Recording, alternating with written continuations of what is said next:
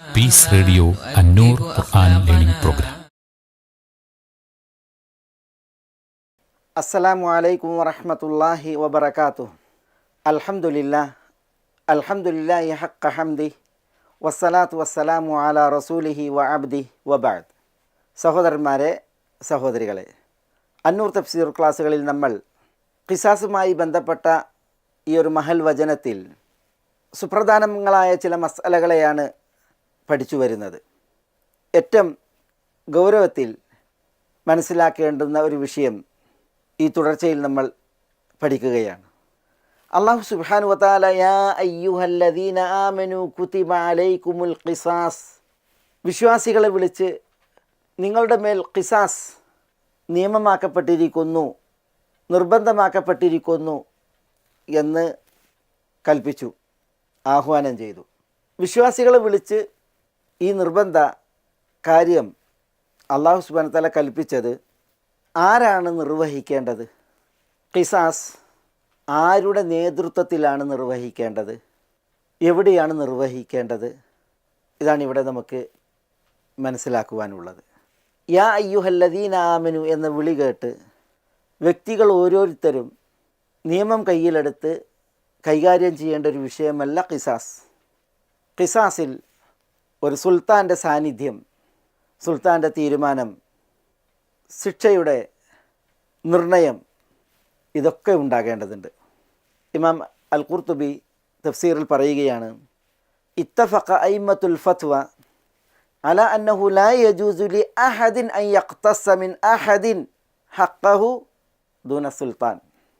ഭരണാധികാരിയെ കൂടാതെ ഒരാളിൽ നിന്നും തൻ്റെ ഹക്ക്, ഖിസാസ് നടത്തുക, പ്രതിക്രിയ നടത്തുക, തുല്യശിക്ഷ നടപ്പിലാക്കുക എന്നുള്ളത് അനുവദനീയമല്ല എന്നതിൽ ഫത്വ നൽകാൻ യോഗ്യരായ ഇമാംമാരെല്ലാവരും ഏകോപിച്ചിരിക്കുന്നു.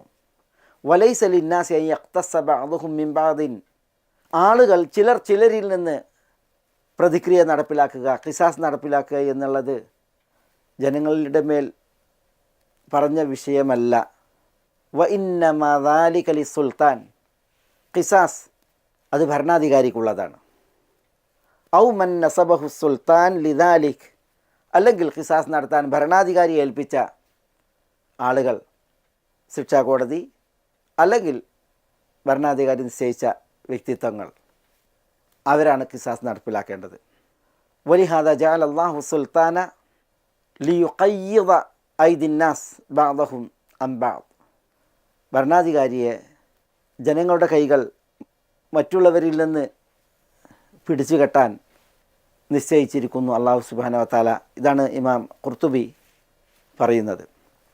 ഇബ്നു ഹജർ റഹിമഹുല്ല ഫതഹുൽ ബാരിയിൽ ഇബ്നു ബത്താൽ എന്നവരുടെ ഒരു വാക്ക് കൊടുക്കുന്നുണ്ട്. അതിപ്രകാരം, ഇത്തഫഖ അയിമ്മത്തുൽ ഫത്വ അലാ അന്നഹു ലാ യജൂസു ലി അഹദിൻ അൻ യഖ്തസ്സ മിൻ ഹഖ്ഖിഹി ദൂന സുൽത്താൻ, ഭരണാധികാരിയെ കൂടാതെ ഒരാൾക്കും ഖിസാസ് നടപ്പിലാക്കുക എന്നുള്ളത് അനുവദനീയമല്ല. ഇതിൽ ഫത്വ നൽകാൻ യോഗ്യരായ ഇമാംമാരെല്ലാവരും ഏകോപിച്ചിരിക്കുന്നു. എന്നിട്ട് പറഞ്ഞു, വ ഇന്നമ ഇഖ്തലഫു ഫീ മൻ അഖാമൽ ഹദ്ദ അലാ അബ്ദിഹി, ഒരടിമയാണ് ഖിസാസിന് വിധേയമാക്കപ്പെടേണ്ടതെങ്കിൽ ആ അടിമയുടെ ഖിസാസ് നടപ്പിലാക്കേണ്ടത് ആര്? അതിൽ ഫത്വൻ്റെ ഇമാംമാർക്ക് അഭിപ്രായ വ്യത്യാസമുണ്ട് എന്ന് അദ്ദേഹം അനുബന്ധം പറഞ്ഞതും ഇബ്നു ഹജർ നൽകിയിട്ടുണ്ട്. അപ്പോൾ ഈ ഒരു വിഷയം ഇവിടെ പ്രത്യേകം ശ്രദ്ധിക്കേണ്ടതാണ്. വാളെടുത്തവനെല്ലാം വെളിച്ചപ്പാടെന്ന നിലക്കാണ് പലരും ഖിസാസിൻ്റെ വിഷയം മനസ്സിലാക്കിയിട്ടുള്ളത്. അതുകൊണ്ട് തന്നെ ചില തീവ്രവാദ കൂട്ടങ്ങൾ, ഭീകരവാദികളൊക്കെ ഖിസാസിൻ്റെ പേര് പറഞ്ഞ് ശിക്ഷാമുറകൾ നടപ്പിലാക്കുന്നത് ഈയിടെയൊക്കെ ആയി വാർത്തകളിൽ വന്നിരുന്നു. അത് പാടുള്ളതല്ല. ഖിസാസ്, ജീവന് പകരം ജീവനുണ്ട്, കൊലക്കുറ്റത്തിന് പകരം ഖിസാസുണ്ട്. അതേപോലെ അതിന് അൽ ഖിസാസു ഫിന്നഫ്സ് എന്ന് പറയും. അൽ ഖിസാസു ഫീമാ ദൂനൻ നഫ്സ്, അവയവങ്ങൾ ഛേദിക്കപ്പെട്ടാൽ, മുറിവുകൾ ഏൽപ്പിക്കപ്പെട്ടാൽ, തലക്ക് ക്ഷതമേൽപ്പിക്കപ്പെട്ടാൽ, അവയവങ്ങളുടെ ഉപയോഗം കെടുത്തപ്പെട്ടാൽ അതിലൊക്കെ ഖിസാസ് ഉണ്ട്. ഖിസാസ് തുല്യ അളവിലായിരിക്കണം. അതിൽ വിടാൻ പാടുള്ളതല്ല. കൊലക്കുറ്റത്തിൻ്റെ വിഷയത്തിൽ പറഞ്ഞില്ലേ, വമൻ ഖുതില മദ്ലൂമൻ ഫഖദ് ജഅൽനാ ലി വലിയിഹി സുൽത്താന ഫലാ യുസ്രിഫ് ഫിൽ ഖത്ൽ. പ്രതിക്രിയയിലൂടെ കൊല്ലുകയാണ് എങ്കിൽ അതിര് വിടരുത് എന്ന് അല്ലാഹു സുബ്ഹാനഹു വ തആല പറയാണ്. അപ്പോൾ ഈ അതിരിനെ ആര് നിർണ്ണയിക്കും? കൊല്ലപ്പെട്ടവൻ്റെ ബന്ധുക്കൾ കൊലയാളിയുടെ വിഷയത്തിൽ വികാരഭരിതരും തീവ്രന്മാരുമാകാൻ സാധ്യതയുണ്ട്. അവർ അളക്കുമ്പോൾ, അവർ ശിക്ഷിക്കുമ്പോൾ ഒക്കെ അതിര് വിട്ടുപോകാനുള്ള അവസരമുണ്ട്. ഫലാ യുസ്രിഫ് ഫിൽ ഖത്ൽ.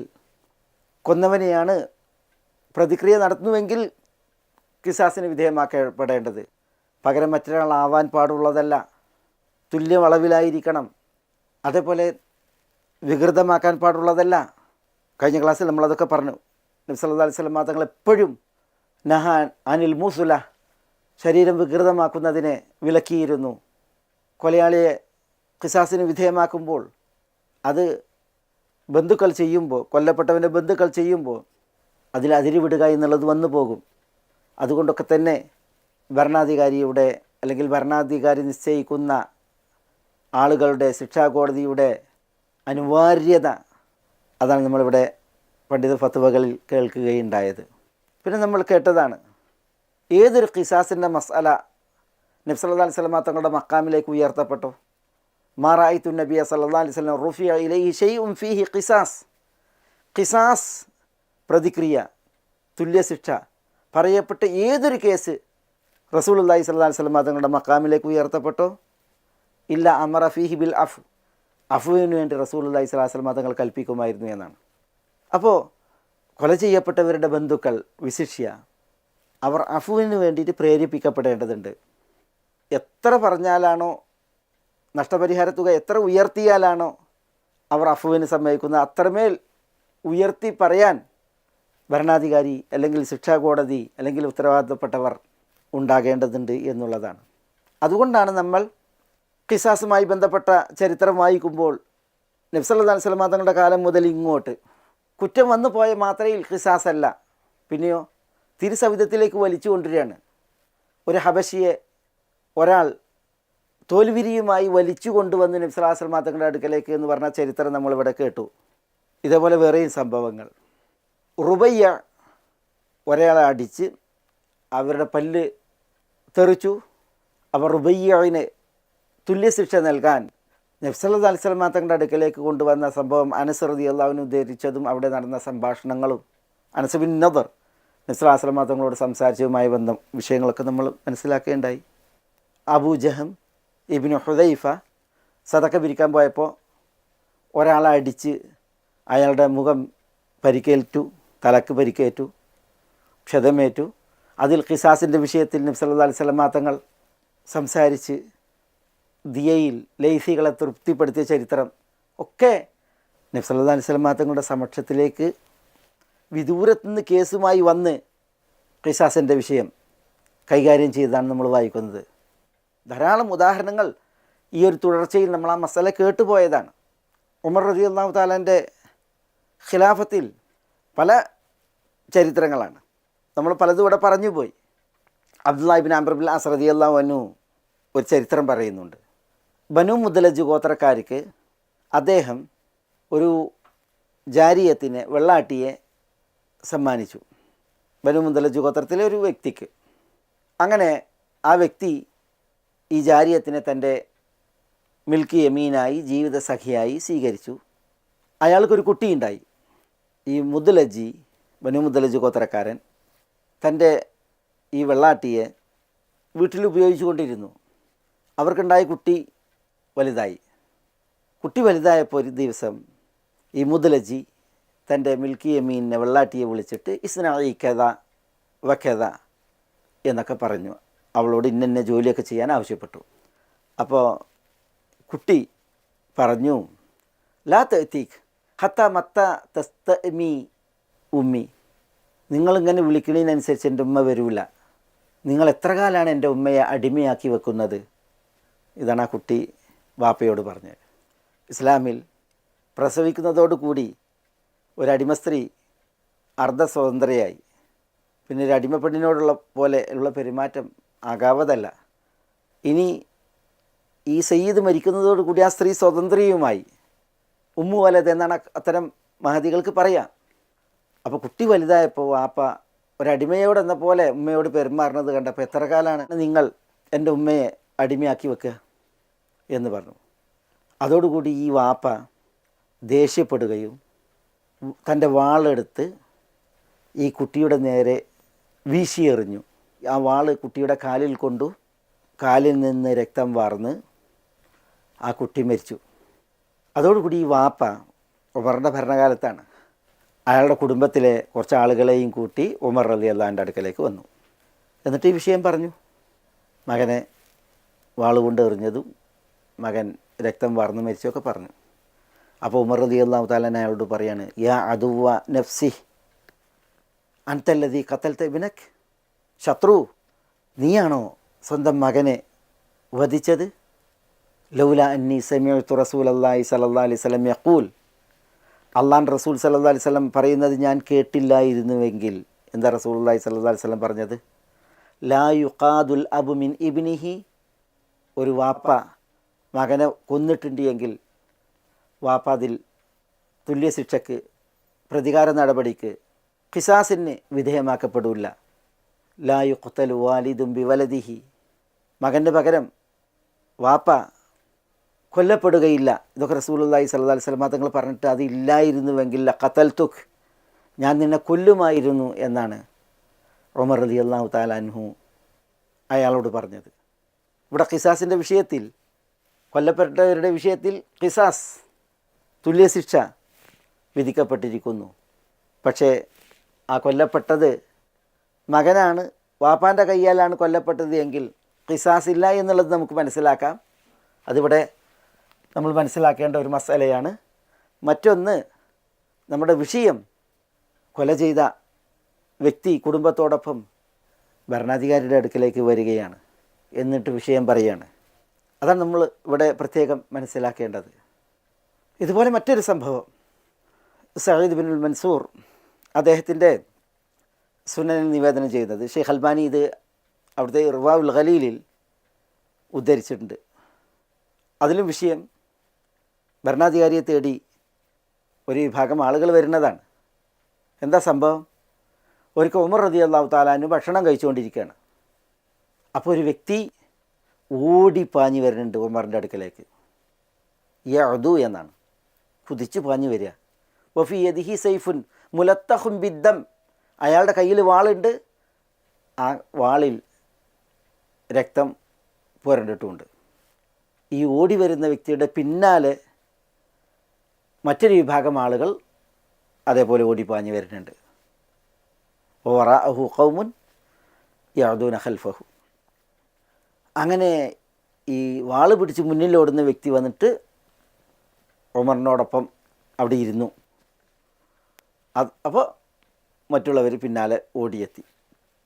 ആ ഓടിയെത്തിയ ആളുകൾ പറയാണ്, യാ അമീർ അൽ മുഅ്മിനീൻ ഇന്ന ഹാദ ഖതല സാഹിബന.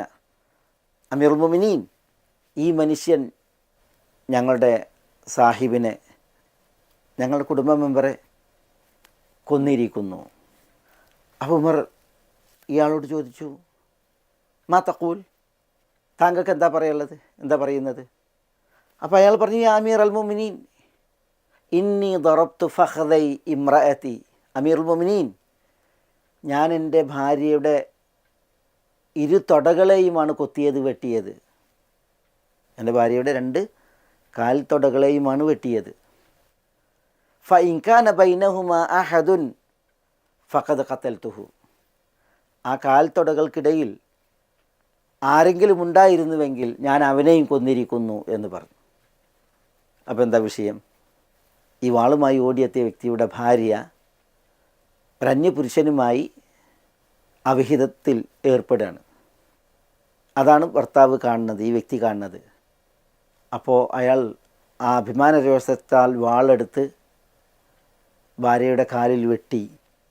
അപ്പോൾ ഇവിടെ അവളുടെ മേൽ കിടക്കുന്ന വ്യക്തിയും ആ വെട്ടിന് വിധേയനായി കൊല്ലപ്പെട്ടു.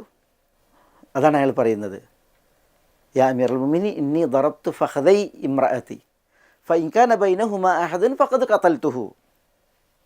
അപ്പോൾ ഉമർ പറഞ്ഞു, മാ തഖൂലൂൻ, നിങ്ങൾക്ക് എന്താ പറയാനുള്ളത് അവരോട്? അപ്പോൾ അവർ, യാ അമീറൽ മുഅ്മിനീൻ ഇന്നഹു ദറബ ബിസ്സൈഫ് ഫവഖഅ ഫീ വസതി റജുലി വഫഖദയിൽ മർഅ. അമീറുൽ മുഅ്മിനീൻ, ഈ വ്യക്തി വാളുകൊണ്ട് വെട്ടി.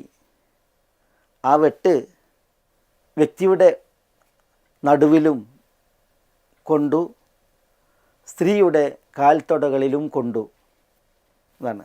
അപ്പോൾ ആ വെട്ടിൽ ആ വ്യക്തി കഷ്ണിക്കപ്പെട്ടു, അയാളുടെ നടുഭാഗം. പിന്നെ സ്ത്രീയുടെ കാലും കഷ്ണിക്കപ്പെട്ടു. അപ്പോൾ അത്ര ദേഷ്യത്തിലൂക്കിലായിരുന്നു അയാളത് ചെയ്തത്. കാരണം ഭാര്യ ഒരു അന്യനോടൊപ്പം കിടപ്പറ പങ്കിടുന്നത് കണ്ടപ്പോൾ ഉണ്ടാകുന്ന ആ ഒരു അഭിമാന രോഷവും സങ്കടവും കാരണത്താൽ. സംഭവത്തിൽ കാണാം, അപ്പോൾ ഉമറിൻ്റെ വാളെടുത്തിട്ട് അതിങ്ങനെ ഉലച്ചു എന്നാണ്. എന്നിട്ട് അയാൾക്ക് നൽകിയിട്ട് അയാളോട് പറഞ്ഞു എന്നാണ്, ഇൻ ആദ ഫഉദ്, അവൻ ഇനിയും മടങ്ങിയാൽ നീയും മടങ്ങിക്കോ എന്ന് പറഞ്ഞാൽ, ഈ പണി അവൻ ചെയ്യുകയാണ് എങ്കിൽ നീയും ചെയ്തോ, വെട്ടിക്കോ എന്ന് പറഞ്ഞു എന്നാണ്. ഇവിടെ ഞാനിതും ഉദ്ധരിച്ചത് എന്തിനാ? ഖിസാസ് നടപ്പിലാക്കപ്പെടും എന്ന രീതിയിലുള്ള കുറ്റകൃത്യങ്ങൾ വന്നാൽ ആ കുറ്റകൃത്യങ്ങൾ ഭരണാധികാരിയുടെ മുമ്പിൽ അവതരിപ്പിക്കപ്പെടണം, അല്ലെങ്കിൽ ഭരണാധികാരി നിശ്ചയിച്ച കോടതി അല്ലെങ്കിൽ നിയമപാലകർ അവിടങ്ങളിൽ അവതരിപ്പിക്കപ്പെടണം. എന്നിട്ട് അവരുടെ സമക്ഷത്തിലാണ് ശിക്ഷാവിധി നടപ്പിലാക്കുക. ഇത് മനസ്സിലാക്കാനാണ്. അതാണ് ഇസ്ലാമിക ചരിത്രം പറയുന്നത്. ഖിസാസുമായി ബന്ധപ്പെട്ട് വിശിഷ്യ ഇതറിയാൻ അനിവാര്യമാണ്. കാരണം ജീവൻ ഹനിക്കപ്പെടുന്ന വിഷയമാണ്, ശരീരാവയവങ്ങൾ കൊത്തപ്പെടുന്ന വിഷയമാണ്. അതിലൊക്കെ തുല്യതയും നീതിയും കൃത്യമാകേണ്ടതുണ്ട്. അതിക്രമം ഒരിക്കലും പാടുള്ളതല്ല. ആരുടെ നേരെയും, പ്രത്യേകിച്ച് ശരീരാവയവങ്ങൾ മുറിക്കപ്പെട്ട വിഷയം, അതൊക്കെ തുല്യ അളവിൽ. തലയിൽ ഏൽപ്പിക്കപ്പെടുന്ന പരിക്കുകളുടെ വിഷയത്തിൽ ഖിസാസ് പാടില്ല എന്നുള്ളതാണ് ദീൻ. കാരണം തലയിലേൽക്കുന്ന പൊട്ടുകൾക്ക്, മുറിവുകൾക്ക് തുല്യ ശിക്ഷ നൽകുക എന്നുള്ളത് കഴിയില്ല. അതുകൊണ്ട് തന്നെ ഈ ഷജാജ് എന്ന് പറയും, തലയിലേൽക്കുന്ന പരിക്കുകൾ, അതിൽ ഖിസാസ് പാടില്ല, ഇസ്ലാമിൽ ഇല്ല. എന്തുകൊണ്ടില്ല? ഏറ്റ മുറിവിന് തുല്യമായി മുറിവേൽപ്പിക്കുക എന്നുള്ളത് തലയുടെയും മുഖത്തിൻ്റെയും വിഷയത്തിൽ സാധ്യമാകാത്തത് കാരണത്താൽ ഇസ്ലാമിൻ്റെ നിയമമാണത്. പിന്നെ കുറ്റം ചെയ്തവൻ, ശിക്ഷയ്ക്ക് വിധേയനായവൻ, ഇതൊക്കെ നിർണ്ണയിക്കപ്പെടേണ്ടതുണ്ട്. ഉസ്മാൻ റളിയല്ലാഹു തആലാൻ്റെ ഖിലാഫത്തിൽ ഒരു മുസ്ലിം ബോധപൂർവം ഒരു ദിമ്മിയെ കൊന്ന ഒരു ചരിത്രമുണ്ട്. ഷെയ്ഖ് അൽബാനി ഇർവാഉൽ ഖലീൽ സഹീഹ് എന്ന് ഹുക്കും പറഞ്ഞ ഒരു സംഭവമാണത്. ഒരു വ്യക്തി ദിമ്മിയെ കൊന്നു ബോധപൂർവം. ഈ കേസ് ഉസ്മാൻ റളിയല്ലാഹുവിലേക്ക് ഉയർത്തപ്പെട്ടു. അപ്പോൾ ഉസ്മാൻ റളിയല്ലാഹു തആല അൻഹു അയാളെ പ്രതിക്രിയയിൽ കൊന്നില്ല ആ മുസ്ലിമിനെ. പക്ഷേ ഇബ്നു ഉമർ പറയാണ്, ഗല്ലബ അലൈഹി ദിയ മിസല ദിയത്തിൽ മുസ്ലിം എന്നാണ്. കടുത്ത ദിയയാണ് ആ മുസ്ലിമിന് ഉസ്മാൻ ബാധകമാക്കിയത്. കടുത്ത നഷ്ടപരിഹാര തുക, മിസല ദിയത്തിൽ മുസ്ലിം എന്നാണ്. ഒരു മുസ്ലിമിന് എത്രയാണോ ദിയ, മുസ്ലിം കൊല്ലപ്പെട്ടാൽ ആ ദിയയാണ് ഈ അമുസ്ലിം പൗരന് ദിയയായിട്ട് ഉസ്മാൻ നിശ്ചയിച്ചത് എന്നാണ്. നമ്മൾ പറഞ്ഞു 100 ഒട്ടകങ്ങളുടെ അതിൽ 40 ഒട്ടകങ്ങൾ ഗർഭിണിയായ, അതാണ് ദിയ. അതിലേക്ക് അതിൻ്റെ തുകയിൽ 800 ദീനാർ, 8000 ദിർഹം. ഉമർ റളിയല്ലാഹുവിൻ്റെ ഖിലാഫത്തിൽ അത് 1000 ദീനാർ, 12000 ദിർഹം, 200 പശുക്കൾ, 2000 ആടുകൾ, 200 ഹുല്ലകൾ. ഇതൊക്കെ ദിയയായിട്ട് പറഞ്ഞില്ലേ, അതാണ് കടുത്ത ദിയ. ആ ദിയയാണ് ദിമ്മി കൊല്ലപ്പെട്ടപ്പോൾ മുസ്ലിമിന് ഉസ്മാൻ റളിയല്ലാഹു തആല ബാധകമാക്കിയത് എന്നാണ്. അപ്പോൾ ഇതൊക്കെ നിർണയിക്കാൻ ഭരണാധികാരി വേണം, അല്ലെങ്കിൽ ഭരണാധികാരി നിശ്ചയിച്ച വകുപ്പുകൾ വേണം. അവിടെയാണ് ഖിസാസ്. ഇതാണ് ഇവിടെ നമ്മൾ പ്രത്യേകം ഈ ആയത്തിൽ മനസ്സിലാക്കേണ്ട ഒരു ഭാഗം. അനുബന്ധമായിട്ട് പണ്ഡിതന്മാർ പറയും, 2 മസ്അലകൾ അതിൽ സുൽത്താനില്ലാതെ ഖിസാസാകാം എന്നാണ്. ഇമാം ബുഖാരി സഹീഹുൽ ബുഖാരിയിൽ ഒരു അധ്യായം നൽകിയിട്ടുണ്ട്. ബാബു മൻ അഖദ ഹഖഹു അവ ഇഖ്തസ്സ ദൂന സുൽത്താൻ. ഭരണാധികാരി ഇല്ലാതെ ഒരാൾ പ്രതിക്രിയ നടത്തി അല്ലെങ്കിൽ തൻ്റെ ഹക്ക് നേടി, അതിനെക്കുറിച്ച് പറയുന്ന അധ്യായം. ഭരണാധികാരി ഇല്ലാതെ ഖിസാസ് അതെവിടെയാണ്? അതൊന്നൊരു വ്യക്തി കിടപ്പറയിലേക്ക് എത്തി നോക്കിയാൽ, സ്വകാര്യതയിലേക്ക് എത്തി നോക്കിയാൽ എന്നാണ്. അബൂ ഹുറൈറയിൽ നിന്നുള്ളൊരു ഹദീസിൽ കാണാം, ഇമാം ബുഖാരി അബൂ ഹുറൈറിൻ്റെ ഒരു ഹദീസ് കൊടുക്കുന്നുണ്ട്. ലൗ അന്നംറഅൻ ഇത്തല അലൈക് ഫി ബൈതിക്. ഒരു മനുഷ്യൻ നിന്നിലേക്ക് എത്തി നോക്കിയാൽ, ബിഗൈരി ഇദ്നിൻ, അനുവാദമല്ലാതെ, ഫഖദഫ്തഹു ബിഹസാത്തിൻ, എന്നിട്ട് നീ അവനെ, ആ നോക്കുന്നവനെ ഒരു കല്ലുകൊണ്ട് എറിഞ്ഞ്, ഫഫഖഅത ഐനഹു, ആ ഏറിൽ അവൻ്റെ കണ്ണ് നീ തുറപ്പിച്ചിട്ടുണ്ട് എങ്കിൽ, ലം യകുൻ അലൈക ജുനാഹുൻ, നിനക്ക് യാതൊരു കുറ്റമല്ല, വലാ ദിയത ലഹു വലാ ഖിസാസ്, അവന് ദിയത്തുമില്ല അവന് ഖിസാസുമില്ല. എറിഞ്ഞവനെ പ്രതിക്രിയയായിട്ട് കല്ലെറിഞ്ഞ് കണ്ണ് തുറപ്പിക്കണ വിഷയമല്ല, എറിഞ്ഞവനക്ക് ദിയ കൊടുക്കണ പ്രശ്നമല്ല. വീട്ടിലേക്ക്, സ്വകാര്യതയിലേക്ക് എത്തി നോക്കുന്നവരുടെ വിഷയത്തിൽ എന്ന് പറഞ്ഞു. അവിടെ സുൽത്താൻ്റെ ആവശ്യം ഇല്ല എന്നുള്ളതാണ് നബി സല്ലല്ലാഹു അലൈഹി വസല്ലം തങ്ങൾ പഠിപ്പിക്കുന്നത്. നബി സല്ലല്ലാഹു അലൈഹി വസല്ലം തങ്ങളുടെ വീട്ടിലേക്ക് ഒരാൾ എത്തി നോക്കിയതിനെക്കുറിച്ച് പറഞ്ഞില്ലേ? അപ്പോൾ റസൂലുള്ളാഹി സ്വല്ലല്ലാഹു അലൈഹി വസല്ലം തങ്ങൾ കയ്യിലുണ്ടായിരുന്ന ഒരു അമ്പുണ്ടായിരുന്നു, അതിൻ്റെ അഗ്രം കൊണ്ട് അയാളെ നേരെ എറിഞ്ഞു എന്നാണ്. സ്വകാര്യതയിലേക്ക് എത്തി നോക്കുക എന്ന് പറഞ്ഞാൽ അത് എത്ര ഹീനാണ്. അതാണ് ഒന്നാമത്തെ മസാല. രണ്ടാമത്തെ മസാല, ഇമാം അന്നസായി അവിടുത്തെ സുനനിൽ ഒരധ്യായത്തിന് പേര് കൊടുത്തത് ഇങ്ങനെയാണ്: ബാബു മനി ഇഖ്തസ്സ വ അഖദ ഹഖഹു ദൂന സുൽത്താൻ. ഇമാം ബുഖാരിയുടെ അദ്ദേഹത്തിൻ്റെ അതേപോലെ തന്നെ ഭരണാധികാരി ഇല്ല, സുൽത്താനില്ല, പക്ഷേ എന്നാലും ഒരു വ്യക്തി തൻ്റെ ഹക്ക് നേടി അല്ലെങ്കിൽ പ്രതിക്രിയ ചെയ്തു, ഖിസാസ് ചെയ്തു, അതിനെക്കുറിച്ച് പറയുന്ന അധ്യായം. എന്നിട്ട് ഇമാം നസായി ഒരു സംഭവം കൊടുക്കുകയാണ്. അബൂ സഈദ് അൽ ഖുദ്രി ഒരു വെള്ളിയാഴ്ച ദിവസം ഒരു സുത്രയിലേക്ക് തിരിഞ്ഞ് നിസ്കരിക്കുകയാണ്.